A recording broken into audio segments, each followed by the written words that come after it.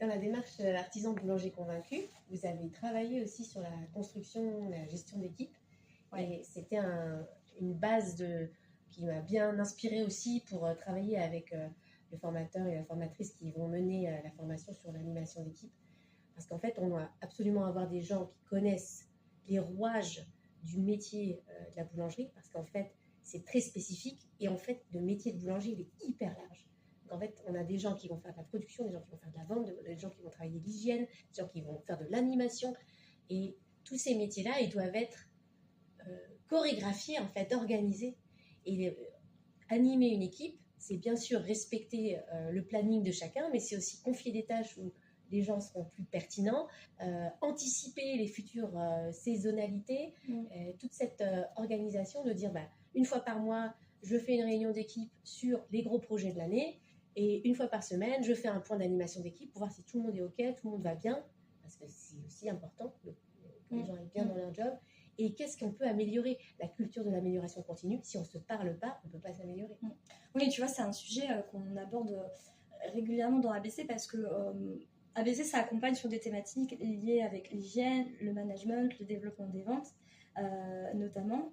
Et en fait, on a parfois ce retour des dirigeants qui disent « Ok, mais faut faire tout ça ». Non, en fait, c'est pas forcément vous qui devez faire tout ça. Il y a aussi des choses que vous pouvez déléguer, que vous pouvez attribuer au regard des postes qu'occupent vos salariés, en fait. Ça peut rentrer dans le cadre de leur mission, ou ça peut parfois, le fait de prendre en charge ces missions aussi, les animer, les motiver, leur amener à voir autre chose. Donc il y a vraiment cette notion effectivement parfois de construction d'équipe. Moi quand je discute avec les adhérents, souvent j'aime bien faire ce point un petit peu sur la structure de l'entreprise, identifier les différents postes, et ça c'est intéressant pour pouvoir justement identifier un petit peu les niveaux de responsabilité, cette approche de délégation, et puis comment est-ce qu'on anime en fait l'équipe. Et il y a souvent aussi cette notion d'animation d'équipe quand on aborde tout ce qui est partie vente et animation des produits. Parce qu'en fait, ça, c'est vraiment un bon exemple de pouvoir travailler en collectif, équipe de vente plus équipe de production, sur la création d'une nouveauté et sur sa mise en avant jusqu'au client. Et là, il y a vraiment cette notion d'animation d'équipe, en fait, à travers de la réunion, à travers d'échanges, à travers aussi des entretiens.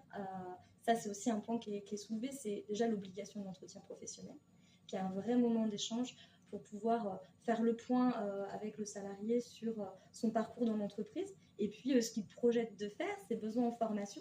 Mais finalement, nous, on les incite vraiment à pouvoir avoir ces moments d'échange de manière régulière, dans l'idéal une fois par an, ce qu'on appelle l'entretien annuel, mais ça peut aussi être au travers de réunions d'équipe qui permettent d'avoir ces moments de feedback et cette notion un peu de co-construction, en fait, pour que ça profite au développement de l'entreprise et au développement des personnes qui travaillent en son sein.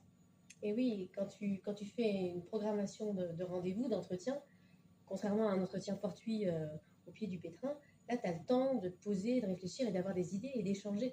Et finalement, la relation humaine, c'est ce qu'il y a de plus compliqué parfois quand ça se passe mal, mais c'est aussi ce qui est le plus créatif et le plus transcendant et qui donne beaucoup de succès aussi aux entreprises. Une entreprise, c'est pas qu'une seule personne. Non.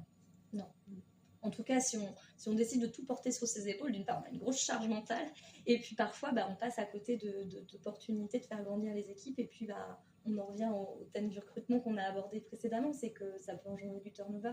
Donc, c'est important de prendre conscience que cette équipe, il y a un intérêt à la construire pour qu'elle réponde aux besoins de l'entreprise et de ses développants, et en même temps qu'elle permette un épanouissement et une contribution au développement de celle-ci. Non, c'est vraiment un chouette sujet, ça aussi.